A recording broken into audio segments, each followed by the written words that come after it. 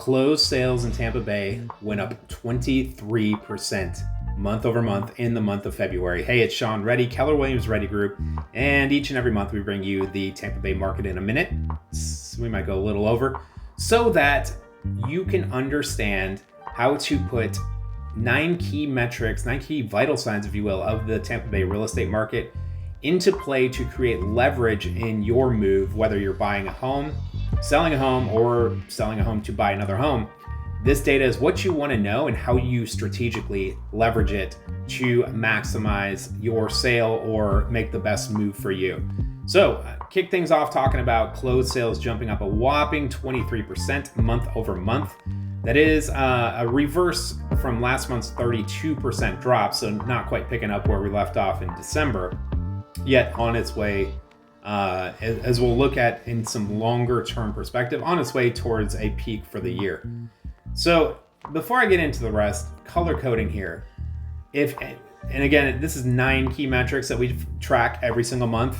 And if that metric is shaded in green, that means it moved in favor of home sellers. If it's shaded in red, it moved in favor of home buyers.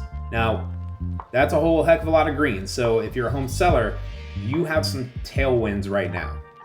But let's talk about the lone soldier there in the red, which is available homes, which is up for the second straight month, up by 2% month over month. So we're seeing total inventory rise. Now back to the green, I already touched on closed sales jumping 23%, making up for some of the lost ground from January. But the other key metric here is purchase contracts are up for the second straight month. We saw them jump by 42% last month, 2.7% jump this month. I shouldn't call that a jump. Inching up this month. So the second straight month of rising purchase contracts, more buyers putting more homes under contract. Look at market times. Market times on average declined by 11.3%, but the median market time dropped by nearly 36% month over month. So the homes that are going under contract are doing so a whole heck of a lot quicker than they were in January and many of the previous months before that. New listings fell. Now, here's something you don't see very often going into the spring. The new listings dropped by 7.8% last month. Quite a contrast from a normal listing cycle as we get into February, March, and April. Now, new listings fell, available homes went up, and purchase contracts went up, which means that there is a lot of lagging inventory that's been on the market for quite some time that's contributing to the overall landscape and the overall supply that's out there. Now, for the third straight month, the average selling price, what closed in that month, did go up, albeit by 0.4%, but the median price went up by 2.6% month over month, reversing last month's drop. Lastly, the quote-unquote leverage factor, if you're a seller, which is median sold price to final list price ratio, did increase for the second straight month. These are small increases, but they are going up nonetheless, which means homes are selling for closer and closer to asking price. Last month, 97.6%. Now, let's take a look at what the indicators are telling us year over year. Now, a whole lot of green on the month over month. Kind of a split month when we're looking at February of this year compared to February of last year.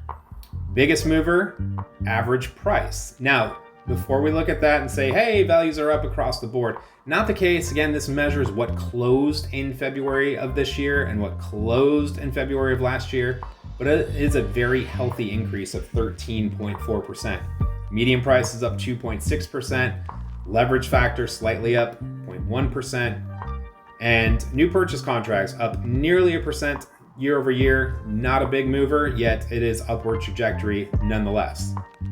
Interestingly, touched on this when we looked at the month, new listings are down 10%, which is not a negligible number when we're looking at year over year. So might we see a slowdown in the climb of inventory? If that continues, we will. With faster sales cycle that happened month over month, at least we look at it from last year, it is up. So the average days on market up 13% from last year, median up 6% from last year. And then closed sales, lastly, are down a little bit, 0.8% year over year. Now let's take a look at that from a longer term perspective here. No, you don't have to read that. And we're looking at data in these 9 key metrics from August 2022 all the way through today. So what is that, 3.5 years worth? And why August 2022? Well, really that's when the wind kind of shifted and it was let out of the sails of the COVID market.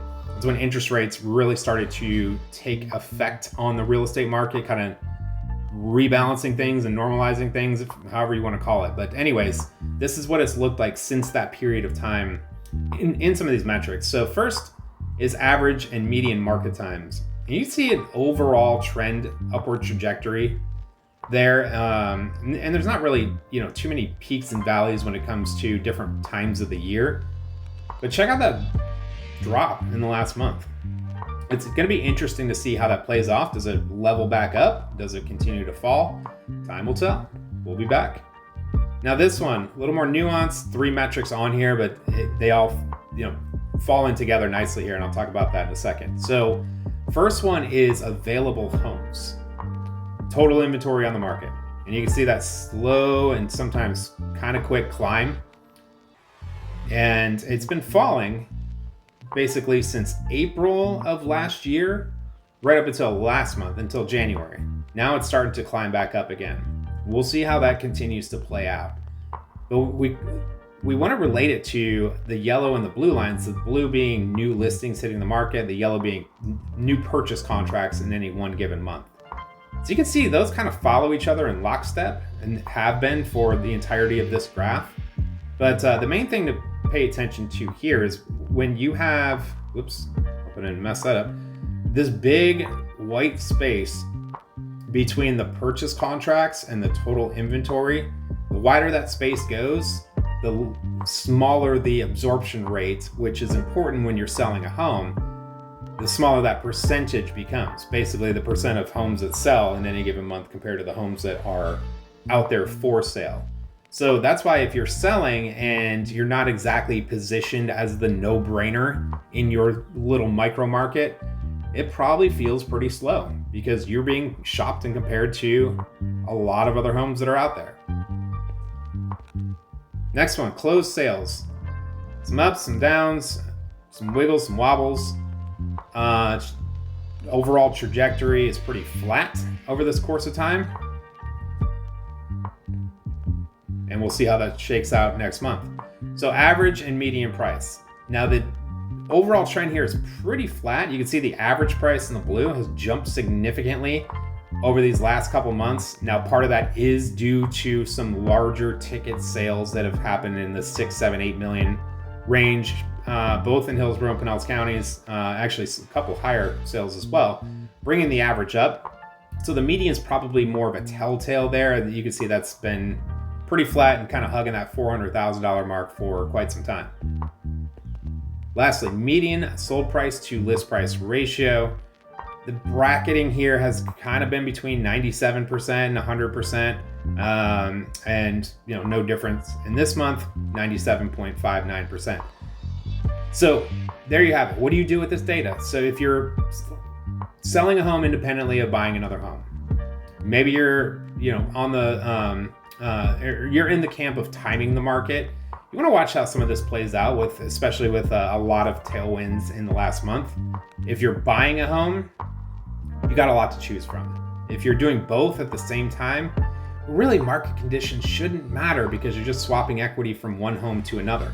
I think too many people get hung up on that, trying to time both sides to their advantage, but you're, like I said, taking equity from one, putting it into another. So who cares? How to use it strategically?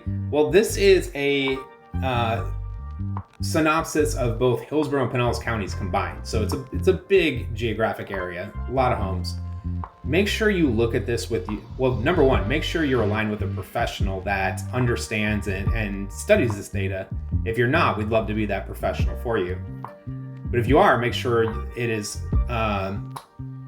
this data is looked at from a micro market standpoint. So your town, your suburb, your neighborhood, and how that impacts the goals that you have and the move that you want to make. So there you have it. There's Tampa Bay market in a minute. Went a couple minutes, but I appreciate you watching. Again, Sean Ready, Keller Williams Ready Group. And if we can break this down for you even more, make sure to drop a comment, find us on socials, and we'll see you next month.